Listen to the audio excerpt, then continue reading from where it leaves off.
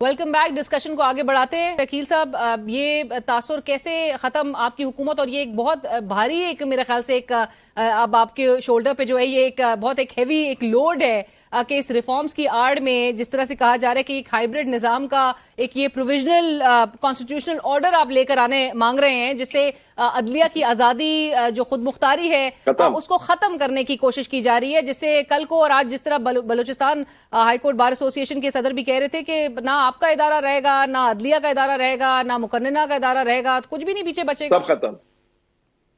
देखिए, नहीं, कतन नहीं, ये बड़ा गलत तासुर दिया जा रहा है। कोई एक अदालत दूसरी अदालत में नहीं बिठाई जा रही। एक अदालत को दूसरी अदालत में कोई फौकियत हासिल नहीं होगी। दोनों के अपने अपने डोमेन्स है, अपना अपना रोल है, अपना अपना काम है, और उन्होंने अपना काम करना है आईन और कानून के मुताबिक। जहां तक ये बात की जा रही है कि जुडिशरी को जो है बिल्कुल डिसमेंटल किया जा रहा है या समथिंग ऑफ दैट सॉर्ट, बिल्कुल ऐसी बात नहीं है। 19वीं तरमीम के बाद आपको पता है कि वो तरमीम भी कैसी हुई थी, और उसके बाद जजेस की जो अपॉइंटमेंट थी वो बाय द जजेस, फॉर द जजेस, ऑफ द जजेस, ये तमाम तरह सिस्टम इसी तरह चलता आ रहा है।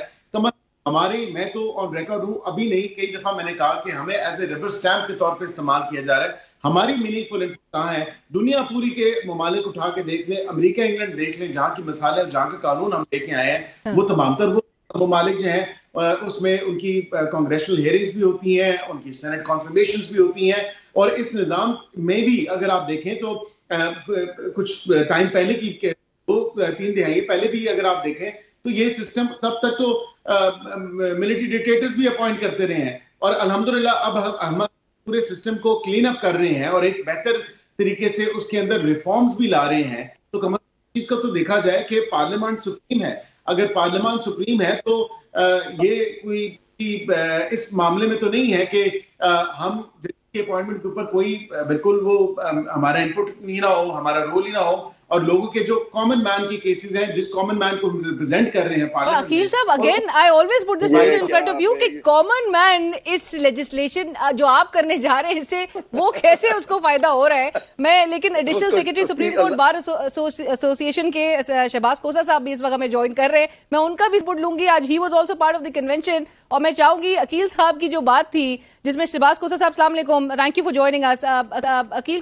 अकील साहब जो है, खोसा साहब अभी बात कर रहे थे कि तमाम बार से शेयर किया गया है ड्राफ्ट। आपको ड्राफ्ट रिसीव हुआ हुकूमत की जानिब से? जी, ये मुझे तो तब ड्राफ्ट रिसीव हुआ जब लॉ मिनिस्टर साहब आए थे सुप्रीम कोर्ट के कन्वेंशन पे, बट ये तमाम बार से शेयर नहीं किया गया। ये उस वक्त मेरा ख्याल है कि 15 कॉपीज थी जो कि हम आपस में ही बांट के तो बाकी किसी और को नहीं दिखा सके, और बाद में पता चला कि उसके भी अलहदा से 4 और ड्राफ्ट भी घूम रहे हैं। वो भी असल नहीं था। कौन सा ड्राफ्ट असल है और कौन सा नकल है और कौन सा सही है और कौन सा गलत है। और इसके बाद जो है, जो मुस्लिम लीग नून का आजम नजीर तारड़ ने उस दिन ड्राफ्ट शेयर किया, उसके बाद पीपल्स पार्टी का अलहदा ड्राफ्ट है, अभी JUI का भी एक ड्राफ्ट है। So अभी there are multiple drafts.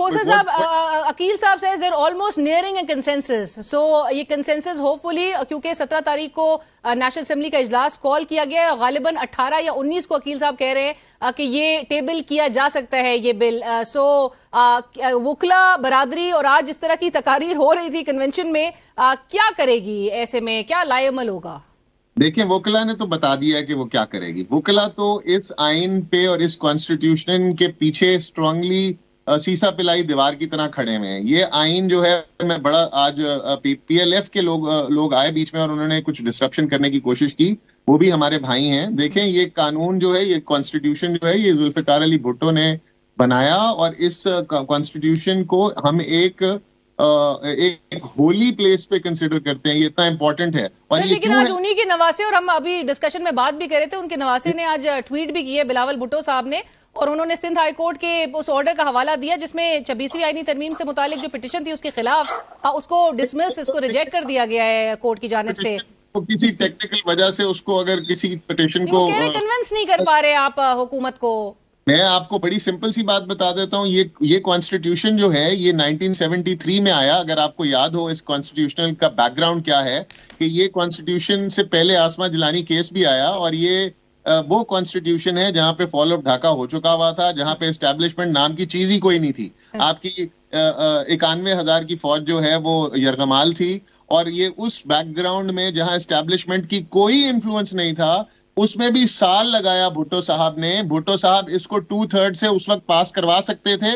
Bhutto साहब के पास ब्रूट मेजोरिटी थी, मगर भुट्टो साहब ने इसको 2/3 से पास नहीं करवाया। इसको पूरे पाकिस्तान में कंसेंसस डेवलप करवाया और पूरे पाकिस्तान के हर बंदे को आज भी इस कॉन्स्टिट्यूशन पे यकीन है। और वो बलोच लीडर और वो पश्तून लीडर जो पाकिस्तान में बिलीव नहीं करते, वो भी कहते हैं कि अगर आइन 1973 की प्रोटेक्शन हमें दी जाए तो हम पाकिस्तान के साथ हैं। ये ऐसा गैर मुतनाज़ा आइन है, और ये इसलिए है क्योंकि उस वक्त एस्टैब्लिशमेंट का कोई रोल नहीं था। जब रज़ा रब्बानी साहब को भी सलाम पेश करूंगा कि उन्होंने जब 18वीं तरमीम पास की तो उन्होंने 1 साल उस पे भी लगा, पता नहीं कितनी 100 मीटिंग्स की, और वो भी यूनानिमसली अप्रूव हुआ। ये किस किस्म की आईनी तरमीम है जो कि रात के अंधेरे में की जा रही है, जिसके ड्राफ्ट का ये भी नहीं पता लग रहा कि असल कौन सा है, नकल कौन सा है। आपने देखे पाकिस्तान को वकला ने बनाया। कायदे आजम एक मोहम्मद अली जिन्ना एक वकील थे, इलामा इकबाल एक वकील थे, आया चंडीगढ़ एक वकील थे, सोहरवर्दी एक वकील थे, लियाकत अली उस वक्त यहाँ पर लियाकत अली खान एक वकील थे। उस वक्त जनरल्स ने पाकिस्तान को नहीं बनाया। जनरल्स उस वक्त गोरे की वॉर लड़ रहे थे। जनरल्स तो मैं अकील साहब की तरफ, खोसा साहब, मैं अकील साहब की तरफ ये बात लेकर जाना चाहूंगी। अकील साहब, एक तो ये जो कि खोसा साहब भी कह रहे हैं कि वकला एक सीसा पिलाई दीवार बन के खड़े हो जाएंगे अगर आइन के स्ट्रक्चर को जो है वो छेड़ने की कोशिश की गई।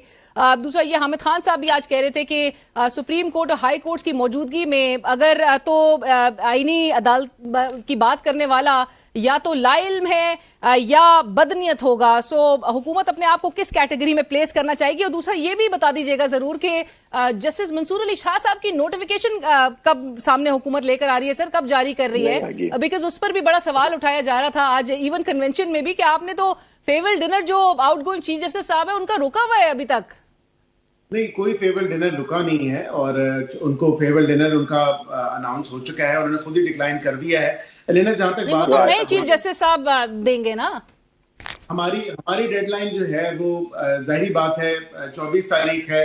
24 तारीख से पहले या 24 तारीख को हमने नोटिफिकेशन इशू करना है, वो हम कर देंगे एज लॉ मिनिस्ट्री। जहां तक बात है सर, आज वो फैसल सिद्दीकी साहब सीनियर लॉयर है, वो कह रहे थे कि 26 तारीख को तो चीफ जस्टिस साहब की कॉल्स आप लोग भी नहीं अटेंड कर रहे होंगे।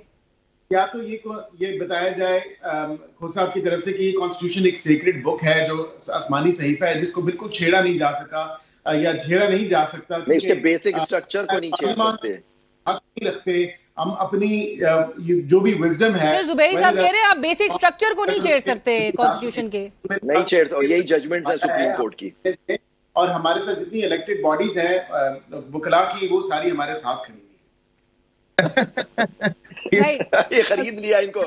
इलेक्टेड बॉडी आपके साथ है। कौन सी इलेक्टेड बॉडी? Supreme court. क्या आप जुबैरी साहब, खोसा साहब, क्या आप हुकूमत के साथ हैं?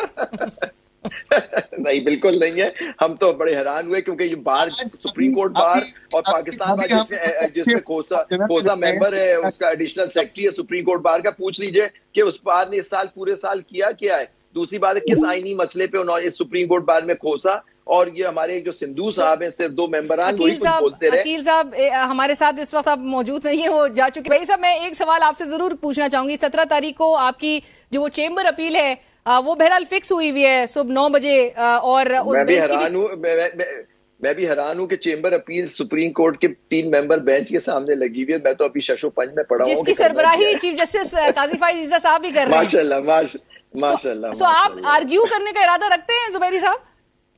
ये तो अभी हमारी मुशावरत चल रही है, मैं अकेला थोड़ी हूँ, 5-6 लोग और हैं, हम लोग हमारे साथी हैं। हम अपना लाए-अमल कर रहे हैं जी। और एतराज भी लाए-अमल में एतराज उठाया, मतलब इस पे सोचा जा रहा है कि एतराज उठाया जाएगा? देखिए, कानूनी जो भी कानून हमें जिस बात की इजाजत देता है हम हर चीज वो करेंगे इंशाल्लाह। वापस तो नहीं लेंगे? वो भी हम देखेंगे, वो भी तो कानून की इजाजत देता है। राइट। और खोसा साहब बिल्कुल, खोसा साहब फाइनल वर्ड सर, ये 2/3 मेजोरिटी की तरफ भी इशारे यही किए जा रहे हैं, और जिस तरह से भी अगर जोर जबरदस्ती और जिस तरह एक सियासी जमात कह रही है कि उनके लोगों को तोड़ा जा रहा है, भरपूर बहुत भी किया जा रहा है, सो उसके तहत ये 2/3 मेजोरिटी भी हासिल कर सकेंगे और फिर ये इवेंचुअली ले आएंगे, तो क्या फिर लाएअमल होगा अगेन?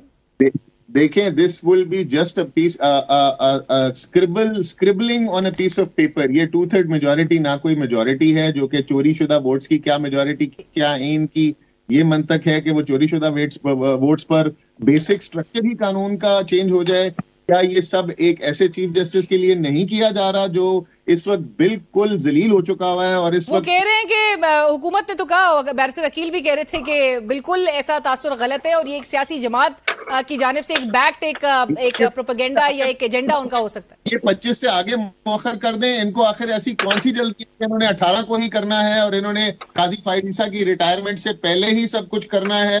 काजी फायद ईसा कौन?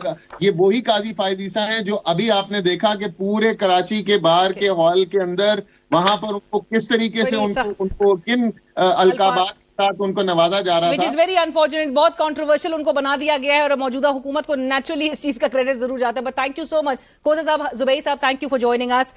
साबिक सदर Supreme Court Bar Association barrister Ali साहब हमारे साथ थे, शहबाज खोसा साहब additional secretary Supreme Court Bar Association, और हुकूमती तर्जुमान बराए कानूनी उमूर बैरिस्टर अकील मलिक साहब भी हमारे साथ मौजूद थे, जिन्होंने बहरहाल उनसे रब्ता हमारा विल कंसिडर दिस के मुनक़ता हो गया। लेकिन ये मामला किस करवट बैठेगा? एक तरफ से वुकला बरादरी जो है वो एक यूनिफाइड आवाज के तौर पे नजर आ रही है इस आईनी तरमीम के खिलाफ, और दूसरी तरफ हुकूमत है जो कि कहती है कि मौलाना साहब की भी कंसेंसस उनके साथ भी एक डेवलप हो जाएगा और कंसेंसस के साथ साथ हम इस आईनी तरमीम को पेश करने का इरादा 17 तारीख को ये इजलास बुलाया गया, लेकिन 18 या 19 को पेश करने का इरादा हुकूमत रखती है। नाज़रीन, इसी के साथ ही प्रोग्राम की टीम मरीना शिकरी को इजाजत दीजिए। अल्लाह हाफिज।